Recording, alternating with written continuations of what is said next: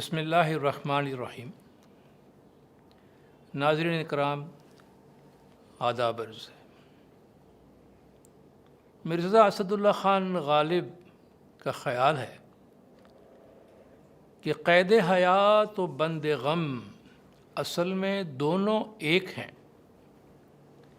قید حیات و بند غم اصل میں دونوں ایک ہیں۔ موت سے پہلے آدمی غم سے نجات پائے کیوں؟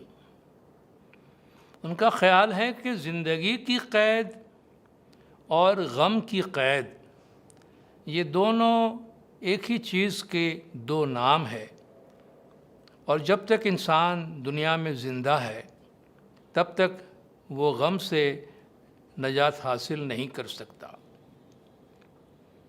آج کل ہم اپنی دنیا کو شدید رنج و غم میں دیکھ رہے ہیں۔ زمین رو رہی ہے، زمین والے رو رہے ہیں۔ دنیا پر غم کے سیاہ بادل چھائے ہوئے ہیں۔ ہر طرف آج انسان کو موت منڈلاتی ہوئی نظر آ رہی ہے۔ اگرچہ دنیا میں انسان کے سینکڑوں رنگ پائے جاتے ہیں، نسل پائی جاتی ہے، زبانیں پائی جاتی ہیں، بہت زیادہ گوناگونی انسانوں میں پائی جاتی ہے، مگر غم کی کوئی اپنی اپنی زبان نہیں ہے۔ اظہار غم کی ایک ہی زبان ہے۔ دنیا میں کہیں بھی انسان ہو، وہ اپنے غم کا اظہار ایک ہی طرح سے کرتا ہے۔ غالب کا قول ہے کہ فریاد کی کوئی لے نہیں ہے، نالہ پابند نے نہیں ہے۔ یعنی جب آدمی فریاد کرتا ہے، آہ و بکا کرتا ہے، تو پھر اس کو کسی بھی قسم کی لے یا سر کی محتاجی نہیں ہوتی ہے۔ اسی طرح گریہ و زاری جب نالہ کرتا ہے انسان، تو اس کو کسی بانسری کی، کسی موسیقی کی، کسی میوزک کی ضرورت نہیں رہتی۔ دنیا میں کہیں بھی ایک بچہ رو رہا ہو تو آپ کو معلوم ہے کہ سارے بچے اسی طرح روتے ہیں۔ رونے کی کوئی زبان نہیں ہوتی، رونے کا کوئی سر نہیں ہوتا۔ کسی ماں کے گود میں کوئی بچہ رو رہا ہو تو آپ جا کے اس سے نہیں پوچھتے ہیں کہ آپ کا یہ بچہ کون سی زبان میں رو رہا ہے، یا عربی میں رو رہا ہے، یا انگریزی میں رو رہا ہے، یا اردو میں رو رہا ہے۔ رونے کی کوئی زبان نہیں ہے۔ اگر کوئی غم زدہ انسان رو رہا ہو، آہ و زاری کر رہا ہو، تو کوئی موسیقار اس کے پاس جا کر اسے یہ نہیں کہتا کہ برخوردار تم رو رہے ہو، تمہیں رونے کا کوئی سلیقہ بھی ہے کہ نہیں؟ نہ تمہارے پیچ کا ٹھکانہ ہے، نہ تمہارے اندر کوئی سر ہے، نہ تم کوئی تال کا لحاظ رکھتے ہو، بس روئے جا رہے ہو۔ رونا نہیں آتا تو روتے کیوں ہو؟ اب رونا کوئی سیکھنے کی ضرورت نہیں ہے، کسی کو یہ کہنے کی ضرورت نہیں ہے کہ بھئی رونا نہیں آتا تو روتے کیوں ہو۔ آپ گانے کے لیے تو کہہ سکتے ہیں کہ گانا نہیں آتا تو کیوں گاتے ہو، مگر رونے کے لیے آپ کبھی نہیں کہتے ہو کہ رونا نہیں آتا ہو تو کیوں روتے ہو، چونکہ رونے کے لیے کسی سلیقہ کی ضرورت نہیں ہے۔ ہم اپنے بچوں کو اپنی زندگی میں جو تعلیمات دیتے ہیں ان میں ہمیشہ ہم ان کو کامیاب ہونے کے لیے اور اچیومنٹ کی تعلیمات دیتے ہیں کہ کس طرح ہم زندگی میں آگے بڑھیں، لیکن ہمارے نصاب میں، ہمارے کریکولم میں کہیں بھی یہ بات نہیں پائی جاتی ہے کہ ہم اپنے بچوں کو یہ سکھائیں کہ زندگی میں غم کے دور بھی آتے ہیں، زندگی میں مشکل حالات بھی آتے ہیں، زندگی میں ہمیں لاس اور نقصان کا بھی سامنا کرنا پڑتا ہے، یہ زندگی کا لازمی حصہ ہے، اور اس کے لیے ہمیں کس طریقے سے تیار رہنا چاہیے یہ ہم اپنے بچوں کو نہیں سکھاتے ہیں، اور نہ ہی یہ ہمارے نصاب کا کوئی حصہ ہے۔ تھوڑی سی بات ہم اس پہ کریں کہ غم یا گریف جسے ہم کہتے ہیں، غمگینی ہے، وہ کیا ہے؟ غمگینی یا غم جو ہے وہ کسی بھی نقصان کے موقع پر ہمارا ایک نیچرل رسپانس ہے، وہ ہمارا ایک رد عمل ہے۔ جس طرح میں چل رہا ہوں، میرے پیر میں کوئی چوٹ آتی ہے، مجھے کوئی ٹھوکر لگ جاتی ہے، تو میرا جسم درد کے ذریعے سے ایک رسپونڈ کرتا ہے کہ بھئی پیر میں چوٹ آئی ہے اور درد ہو رہا ہے۔ اسی طرح جب کوئی انسان ایموشنلی سفر کرتا ہے، جذباتی طور پر تکلیف میں ہوتا ہے، تو اس کا اظہار جو ہے وہ غم کے ذریعے سے ہوتا ہے۔ وہ تکلیف کسی بھی صورت میں ہو، کسی بھی طرح کے نقصانات ہو، کاروباری نقصانات ہے، یا ہماری زندگی سے ہمارے کسی عزیز کا ہم سے بچھڑ جانا ہو۔ یہ جو غم ہے یا غمگینی کی حالت ہے، یہ بہت ہی پینفل ہے، بہت ہی تکلیف دہ ہے اور بہت ہی اوور ویلمنگ ہے۔ یعنی یہ ہم پر حاوی ہو جاتے ہیں، یہ بڑے پاورفل ہے، ہمیں کنٹرول کر لیتے ہیں، اور ہمارا ان پہ کنٹرول نہیں ہوتا کہ ہم اپنی مرضی سے جتنا چاہے غمگین ہو اور جتنا چاہے غمگین نہ ہو۔ ہم اس غم کی گرفت میں آ رہے ہوتے ہیں، آ چکے ہوتے ہیں، اور اس میں ہمیں اپنے آپ کو سنبھالنے کی ضرورت ہوتی ہے۔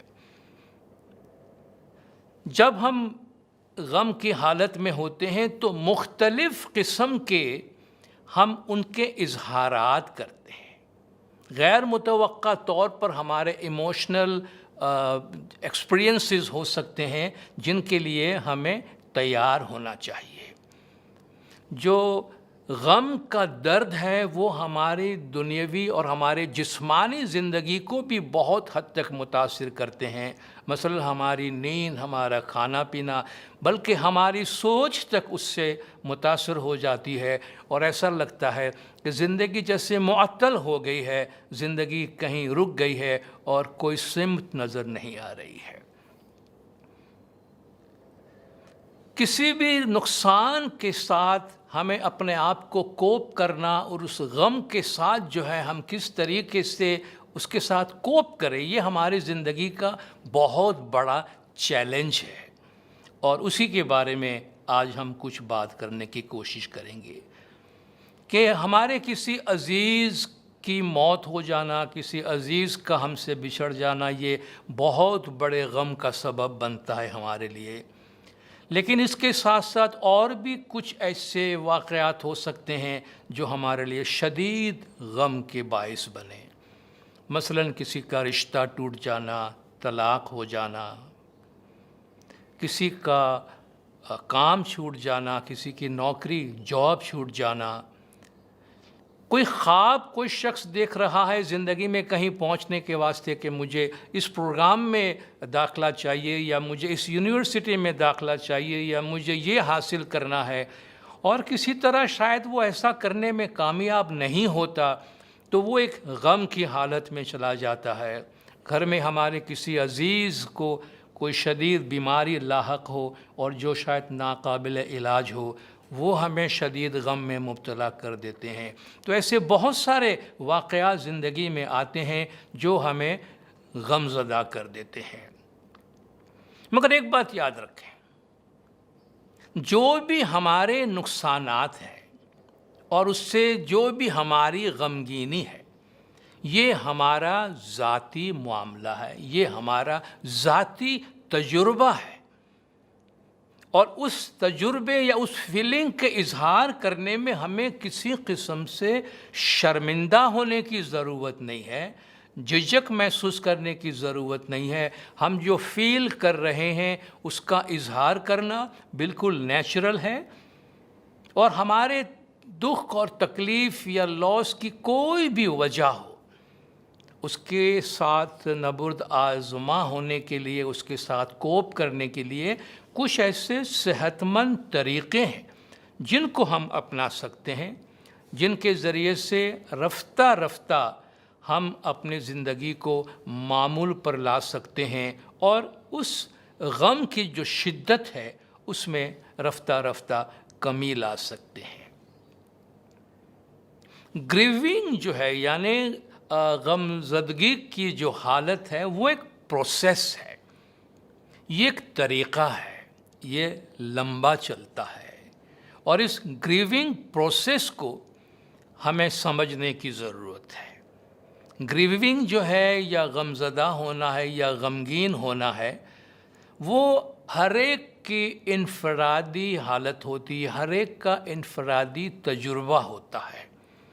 اس میں کوئی رائٹ اینڈ رانگ طریقہ نہیں ہوتا ہے کہ بھئی غمزدہ ہونے کا یہ صحیح طریقہ ہے اور غمزدہ ہونے کا یہ غلط طریقہ ہے، جس سے آپ کہیں کہ بھئی رونے کا یہ کوئی صحیح طریقہ ہے یا رونے کا غلط طریقہ۔ جس طرح میں نے پہلے آپ کو بتایا کہ فریاد کی کوئی لے نہیں ہے، نالہ پابند نئے نہیں ہے، اس طرح جو غمزدگی کی حالت ہے ہماری، اس میں کوئی رائٹ اینڈ رانگ طریقہ نہیں ہے کہ آپ کو اس طرح غمزدہ ہونا چاہیے اور اتنا غمزدہ نہیں ہونا چاہیے۔ بدقسمتی سے ہم کبھی کبھی کیسی غلطیاں کر دیتے ہیں کہ ہم لوگوں کے گریف ریگولیٹر بننے کی کوشش کرتے ہیں یا گریف ریگولیٹری اتھارٹی بننے کی کوشش کرتے ہیں کہ ہم یہ فیصلہ کریں گے جی آپ کو کتنا غمگین ہونا چاہیے۔ بھئی دیکھیے آپ کی غمگینی کی حالت جو ہے وہ 3 سے لے کر اور 7 کے درمیان میں ہو، آپ 3 کے نیچے غمگین نہیں ہوں گے اور 7 کے اوپر غمگین نہیں ہوں گے۔ جیسے آپ کسی کا بلڈ پریشر ناپ رہے ہیں کہ بھئی یہ 120 سے اوپر نہ جائے اور 80 کے نیچے نہ آئے، مثال کے طور پر، یا آپ کسی کا شوگر لیول چیک کر رہے ہیں کہ بھئی یہ 60 اور 110 اور 120 کے درمیان رہنا چاہیے، تو ہم کسی کے غم کو ریگولیٹ نہیں کر سکتے۔ ہم کوشش، آپ دیکھیں کئی دفعہ ہم کرتے ہیں، بھئی کوئی رو رہا ہوتا ہے، آپ جا کے ہم ان کو لیکچر دینا شروع کر دیتے ہیں، رونا نہیں چاہیے، مرحوم کو تکلیف ہوتی ہے، یہ ہوتا ہے، فلان ہوتا ہے، ڈھمکا ہوتا ہے۔ ہم پورا زور لگاتے ہیں کہ اس کو رونے سے روکے، جبکہ اس کے لیے بہت ضروری ہے کہ وہ روئے۔ غم کے اظہار کی بہت ضرورت ہے، وہ ہمارے دل کے اندر کا، ہمارے اندر کے جذبات کا سٹیم ہے۔ سٹیم کو آپ باہر نہیں نکالتے ہیں تو پھر وہ بلاسٹ ہوتا ہے۔ تو اس سٹیم کو روکنے کی کوشش نہ کرے، فیسیلیٹیٹ کرے اس کو کہ وہ سٹیم جو اس کے اندر ہے اسے وہ نکال سکے۔ تو جو گریونگ پروسیس ہے اس میں وقت لگتا ہے، ٹائم لگتا ہے۔ جو زخم بھرتا ہے اس زخم کو بھرنے میں وقت لگتا ہے۔ کسی کی ٹانگ ٹوٹ جاتی ہے، آپ ہاسپٹل جاتے ہیں، آپ کو پلاسٹر کر دیتا ہے، تو یہ تو نہیں ہے کہ 2 منٹ میں آپ باہر نکل کے دوڑنا شروع کر دیں۔ آپ کو کتنا ریسٹ کرنے کو کہا جاتا ہے۔ کیوں کہ ہیلنگ پروسیس ایک نیچر کا پروسیس ہوتا ہے، وہ گریجولی چلتا ہے، وہ آپ کی کمانڈ پہ نہیں چلے گا کہ بھئی 3 دن میں ٹانگ صحیح چاہیے، نہیں، وہ نیچر جتنا ٹائم چاہے گا اتنا لے گا۔ آپ اس کو فورس نہیں کر سکتے، آپ اس کو جلدی کرنے کے لیے بھئی یہ آپ اس کو ارجنٹلی ٹھیک کریں، یہ ارجنٹلی ٹھیک کرنے والی چیز نہیں ہوتی ہے۔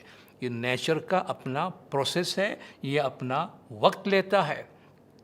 شاعر ہستی مل ہستی نے کیا بات کہی ہے کہ ہم نے علاج زخم دل تو ڈھونڈ لیا، لیکن ہم نے علاج زخم دل تو ڈھونڈ لیا، لیکن گہرے زخموں کو بھرنے میں وقت تو لگتا ہے، ٹائم تو لگے گا نا۔ تو فیلنگ سیڈ اور فرائٹن اور لونلی، آپ کو بہت غمگین ہے، آپ کو ڈر بھی لگ رہا ہے، اکیلا پن بھی ہو رہا ہے، کوئی لاس، کوئی نقصان کے بعد، تو فائن، یہ بہت نارمل ہے، بہت نیچرل ہے۔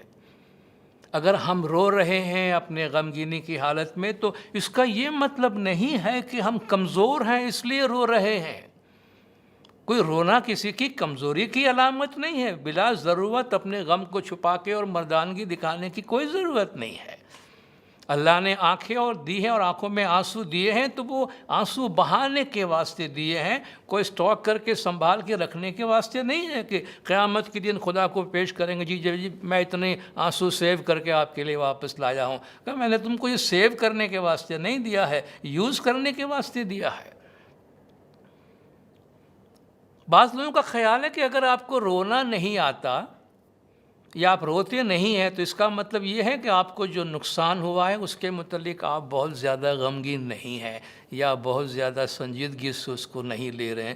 ایسی کوئی بات نہیں ہے.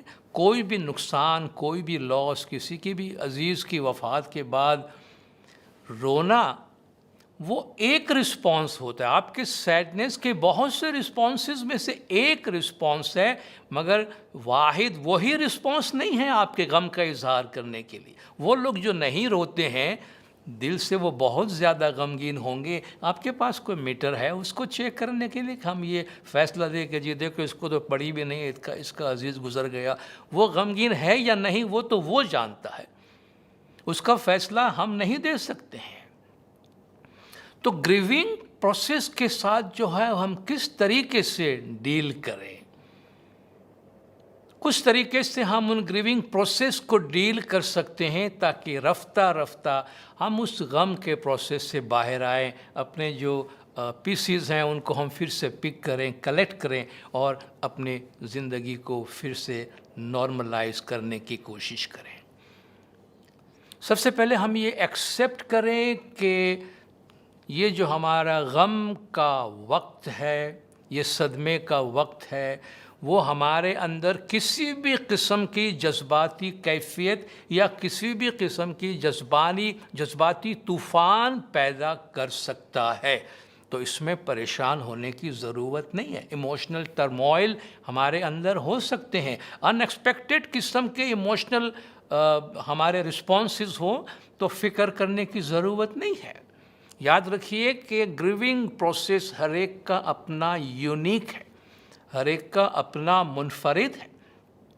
لوگوں سے ہم سپورٹ لینے کی کوشش کریں. ہمارے خاندان کے جو ممبر ہیں، خاص طور پر ایسے موقع پر فیملی ممبر بہت قریب آ جاتے ہیں اور فیس ٹو فیس ہم ان کے قریب رہ کر ہم انہیں دلاسا دینے کی کوشش کرتے ہیں اور ہم ان سے سپورٹ لینے کی کوشش کرتے ہیں. یہ جو غمگینی کی حالت ہے کسی لاس کے بعد وہ ایک رولر کوسٹر کی طرح ہو سکتا ہے. آپ نے دیکھا ہے سرکس میں ہم جاتے ہیں یا کسی گھومنے کی جگہ پہ جاتے ہیں، ایک پہیہ ہے نیچے آتا ہے اوپر جاتا ہے، جو کہ رولر کوسٹر ہے جسے بچے خاص طور پہ بہت انجوائے کرتے ہیں. یہ ہمارے جذبات کے ساتھ ہو سکتا ہے کہ کبھی ہم جذبات میں بہت زیادہ پریشان ہو جاتے ہیں، کبھی ہم تھوڑے سے راحت میں آرام میں آ جاتے ہیں. تو یہ بھی اس کی ایک کیفیت ہے جسے ہمیں سمجھنے کی ضرورت ہوتی ہے. جو ہمارا گریف ہے، جو ہمارا صدمہ ہے، اس کی جذباتی علامات جو ہیں ان کے بارے میں ہم بات کرتے ہیں کہ ہمارے لاس یا ہمارے اس جذباتی کیفیت کے ابتدائی دور میں، ابتدائی حالات میں جو بھی ہمارے تجربات ہوتے ہیں جذبات کے اندر، وہ بہت نارمل ہے اور اس سے بہت زیادہ پریشان ہونے کی ضرورت نہیں ہے. مثال کے طور پر کچھ عرصے تک ہمیں ایسا محسوس ہو رہا ہوتا ہے کہ جیسے میرا دماغ جا رہا ہے، آئی ایم گوئنگ کریزی، کہ میں پاگل ہو رہا ہوں، یا میں کوئی بہت ہی برا سا خواب دیکھ رہا ہوں. یہاں تک کہ لوگوں کو اپنے مذہبی عقائد کے اوپر بھی سوالات پیدا ہونے لگتے ہیں. کتنے لوگوں کے بارے میں آپ دیکھتے ہیں گھر میں کوئی بڑا نقصان، کوئی بہت عزیز چلا جاتا ہے تو مذہب سے روٹھ جاتے ہیں، خدا سے روٹھ جاتے ہیں، خدا کو یاد کرنا چھوڑ دیتے ہیں، مذہب سے باغی ہو جاتے ہیں. فائن، یہ ابتدائی کیفیتوں میں ہمارے جذبات میں یہ بغاوت بھی آ جاتی ہے. تو کوئی فکر نہ کرے، کچھ وقت تک اس طوفان میں کچھ بھی ہو سکتا ہے. ان کو ہم سمجھنے کی کوشش کریں اور یہ نہ سمجھے کہ یہ ان ایکسپیکٹڈ ہے، ایسا ہو سکتا ہے. ہمیں ایک شوق سا لگتا ہے، جوان بیٹا اگر دنیا سے اچانک ایکسیڈنٹ میں چلا جاتا ہے تو کتنا بڑا صدمہ، کتنا بڑا شوق ہوتا ہے. ڈس بلیف، کہ ہم تو ماننے کو تیار نہیں ہوتے ہیں. کتنی دفعہ آپ نے دیکھا ہے جب ایسی صورت میں جب جوان بیٹا گھر سے باہر گیا ہے، واپس نہیں لوٹا ہے اور اس کی لاش اگر گھر میں لوٹی ہے تو پیرنٹس، ماں باپ قبول کرنے کو تیار نہیں ہوتے ہیں کہ نہیں، ایسا ہو نہیں سکتا، کہہ دو کہ یہ جھوٹ ہے. کتنے عرصے تک آپ دیکھیں تو پیرنٹس یا اس کی ماں دروازے پہ جا کے کھڑی ہوتی ہے کہ میرا بیٹا ابھی آئے گا، میرا بیٹا ابھی آئے گا. وہ تسلیم کرنے کو تیار نہیں ہوتے، ڈس بیلیف کی صورت میں ہوتے کہ نہیں ایسا نہیں ہوا ہے، بیٹا میرا ہے، باہر گیا ہے، آ جائے گا، بیٹی میری گئی ہے، یونیورسٹی گئی ہے، آ رہی ہے. تو یہ کیفیت ہوتی ہے ہماری جسے ہم ایکسیپٹ کریں. سیڈنس، بہت زیادہ اداسی، بہت زیادہ غم، اور ایسا لگتا ہے کہ جیسے پوری دنیا جو ہے ہمارے لیے ایک غم کا سمندر بن گئی ہے. فائن، کیونکہ یہ جو سیڈنس ہے یہ پوری دنیا میں ایک یونیورسل ایکسپریشن ہوتا ہے. جب آپ غمگین ہوتے ہیں، آپ کو بہت زیادہ رونا آتا ہے، رو لیجئے. جب بھی رونا آئے، جتنا بھی رونا آتا ہے، رو لیجئے، کیونکہ وہ ہمارے ایموشن کو سٹیبل کرنے میں مدد کرتا ہے. بہت دفعہ ہمیں جرم کا احساس ہونے لگتا ہے، گلٹی فیلنگ ہونے لگتی ہے. ایک بیٹے نے باہر سے فون کیا، والد صاحب بیمار تھے، گزر گئے. کہتا ہے میں گلٹی فیل کر رہا ہوں کہ ہم بھائیوں نے مل کر اپنے ڈیڈی کو بچانے کے لیے کچھ کیا نہیں. حالانکہ سب کچھ کیا انہوں نے، سارے احتیاط بھی کی، ہاسپٹل بھی لے گئے، سارے ٹریٹمنٹ بھی دیے، سب کچھ دیے، مگر کچھ چیزیں ہمارے ہاتھ میں نہیں ہوتی، اور کچھ چیزیں ہیں ہم نے کچھ بھی نہیں چھوڑا ہوگا. پھر بھی ایک گلٹ کی فیلنگ آ جاتی ہے کہ ہم اپنے والد صاحب کو یا اپنے بھائی کو یا اپنے بچے کو نہیں بچا سکے، ہم اس کے لیے قصوروار ہے. کوئی اس کے لیے قصوروار نہیں ہے. یہ گلٹ کا احساس بھی ہوگا تو یہ اسی کا حصہ ہے. غصہ بھی بہت آتا ہے، کسی کا قصور نہیں ہوتا مگر ہم غصہ اتارتے ہیں. کوئی عزیز دنیا سے گزر گیا تو غصہ اتارتے ہیں. آپ نے دیکھا آئے دن لوگ ہاسپٹل پہ غصہ اتارتے ہیں، ڈاکٹرز پہ غصہ اتارتے ہیں، جو گزر گیا ہے اس پہ غصہ اتارتے ہیں کہ تم اتنے جلدی اس حالت میں ہمیں چھوڑ کر کیسے جا سکتے ہو. ارے بھائی، اس کے جانے میں اس کا تو کوئی ہاتھ نہیں تھا، مگر یہ ہمارے جذباتی اظہار ہے. خدا پہ غصے کا اظہار کرتے ہیں کہ تو ایسا کیسے کر سکتا ہے ہمارے ساتھ. فائن، وہ خدا مائنڈ نہیں کرتا، وہ جانتا ہے میرے بچے جو ہیں وہ اپنے غم کا اظہار مختلف طریقوں سے کرتے ہیں. تو جب ہم اس غم کے شکار ہوتے ہیں، لاس کا شکار ہوتے ہیں، گریف کی حالت میں، صدمے کی حالت میں ہوتے ہیں، تو اس میں ہمیں سپورٹ کی ضرورت ہوتی ہے. اور ہم یہ سپورٹ کہاں سے حاصل کریں، ہمت کہاں سے حاصل کریں، ہم کون سے ستون ہے جس کو تھامیں تاکہ ہم تھوڑا سنبھل سکیں، چونکہ ہماری پوری دنیا ہل چکی ہوتی ہے. ہم دنیا میں کسی بھی تھراپسٹ کے پاس جائیں گے، خاص طور پر ایموشنل تھراپسٹ جو ہوتے ہیں، سائیکو تھراپسٹ ہوتے ہیں، جو انسان کے غم اور لاس کے موقع پر ان کو جذباتی سہارا دینے کی ایڈوائز دیتے ہیں. آپ کسی کے پاس بھی جائیں گے تو پہلا مشورہ وہ آپ کو یہ دیں گے، اگر آپ کسی بھی مذہب میں مانتے ہیں، کوئی بھی آپ کا دین ہو، آپ کسی بھی بڑی طاقت پہ عقیدہ اور ایمان رکھتے ہیں، تو اپنی طاقت آپ وہاں سے حاصل کریں. سب سے پہلے یہ کہ اپنے مذہب کو، اپنے عقیدے کو، اپنے ایمان کو مضبوطی سے پکڑ کے رکھیں، کیونکہ وہ آپ کو ایموشنل سٹرینتھ دینے کے واسطے آپ کی زندگی کے، آپ کی باطنی زندگی کے سب سے مضبوط ستون ہیں، سب سے مضبوط پیلرز ہیں. زندگی کی طرف روحانی طور پہ دیکھیں، اسپریچولی دیکھیں کہ یہ جو ہماری زندگی ہے ایک ابدیت کے اندر چھوٹا سا راستہ ہے. ہم سب انا للہ و انا الیہ راجعون ایک بڑے سے سفر کے اندر ہے، اور اس میں اللہ تبارک و تعالیٰ نے ہمیں یہ چھوٹا سا موقع دیا ہے. اور جو ہمارا مذہب جو ورلڈ ویو ہم کو دیتا ہے کہ زندگی کو، دنیا کو کس طریقے سے دیکھنا، اس کے اندر اس پورے پکچر کو ہم دیکھنے کی کوشش کریں تو ہمارے فیتھ سے ہم کو کمفرٹ حاصل ہوتا ہے. ہمارا مذہب جو دنیا کی حالت بتاتا ہے اس میں ہم جب اپنے آپ کو رکھنے کی کوشش کرتے ہیں تو ہمیں ایک صحیح اور ایک بہتر صبر دینے والا پکچر نظر آتا ہے. اللہ تعالیٰ کا ارشاد ہے وَمَا هَٰذِهِ الْحَيَاةُ الدُّنْيَا إِلَّا لَهْوٌ وَلَعِبٌ. یہ دنیا کیا ہے؟ کھیل اور تماشے کے اور کیا ہے؟ وَإِنَّ الدَّارَ الْآخِرَةَ لَهِيَ الْحَيَوَانُ لَوْ كَانُوا يَعْلَمُونَ، اگر انہیں معلوم ہو تو آخرت کا گھر ہے جو صحیح معنی میں زندہ ہے۔ یہ دنیا تو زندہ میں شماری نہیں ہوتی، تو جو بھی ہمارے پاس سے چلا گیا ہے وہ ختم نہیں ہوا ہے، بلکہ وہ تو ایک ابدی زندگی کے اندر گیا ہے، اور جو نعمت اللہ نے ہمیں اب تک دی ہم اس کے لیے اس کے شکر گزار رہے ہیں۔ اس لیے کسی نے کہا کہ say not in grief he is no more, say not in grief he is no more, but in thankfulness that he was۔ صدمے میں اور غم میں یہ نہ کہو کہ وہ اب نہیں ہے، چلا گیا، بلکہ شکر گزاری کے ساتھ یہ کہو کہ کتنا اچھا ہوا کہ وہ تھا۔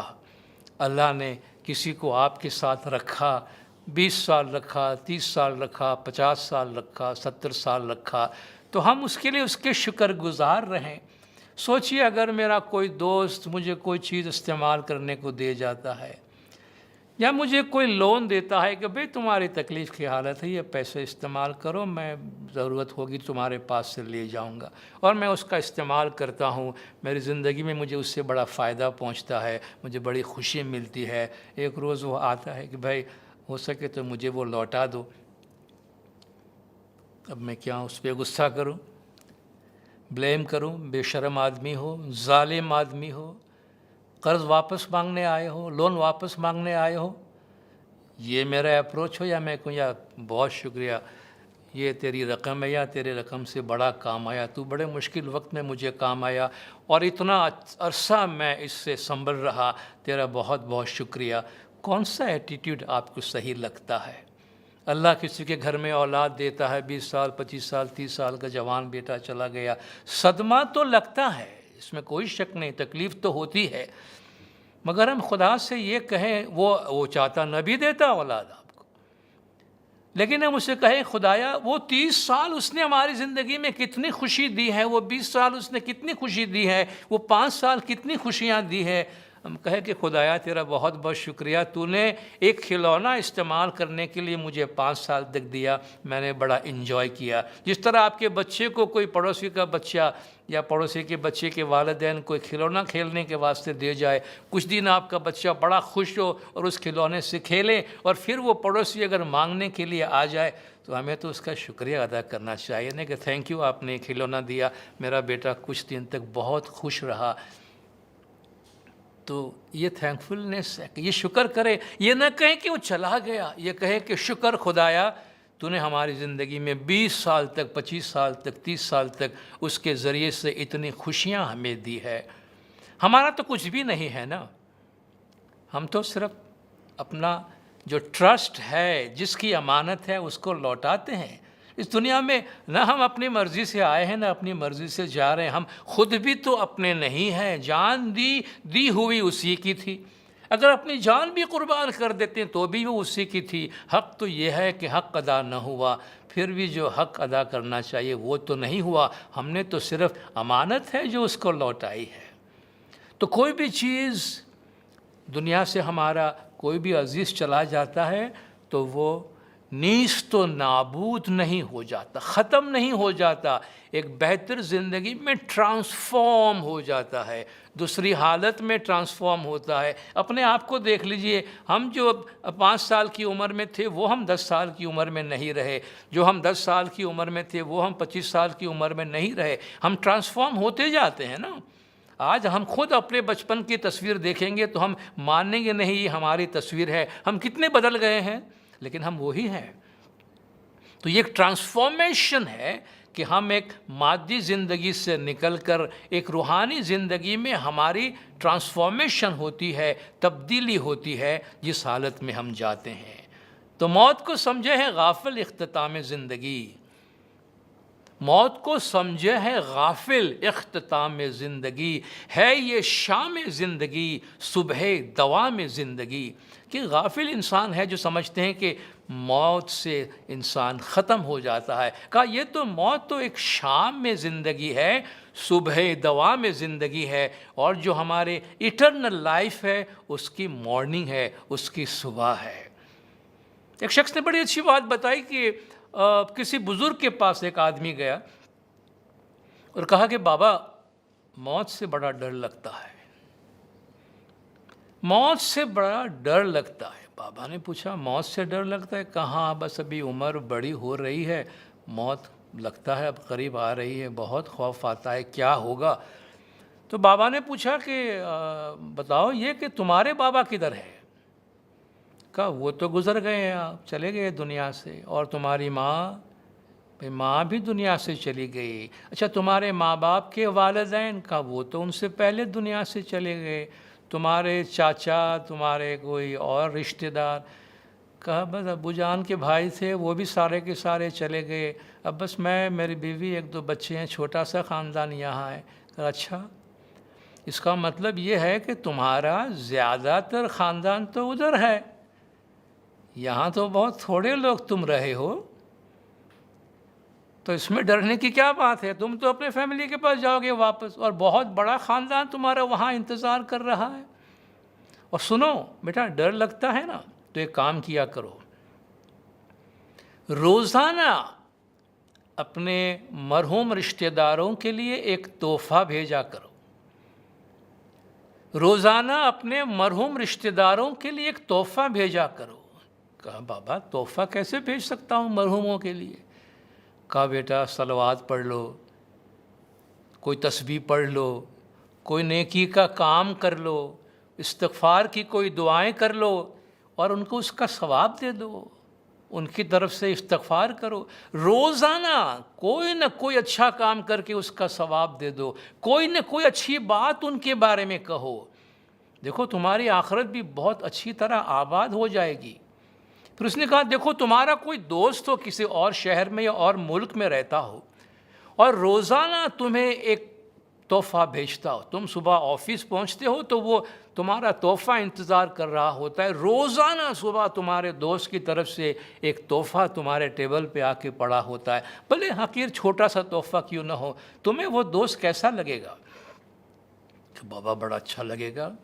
تم اس دوست کی کتنی قدر کرو گے؟ کہ بالکل کریں گے، ہر روز جو میرے پاس اتنی خوشیاں بھیجتا ہے تو میں بڑی قدر کروں گا۔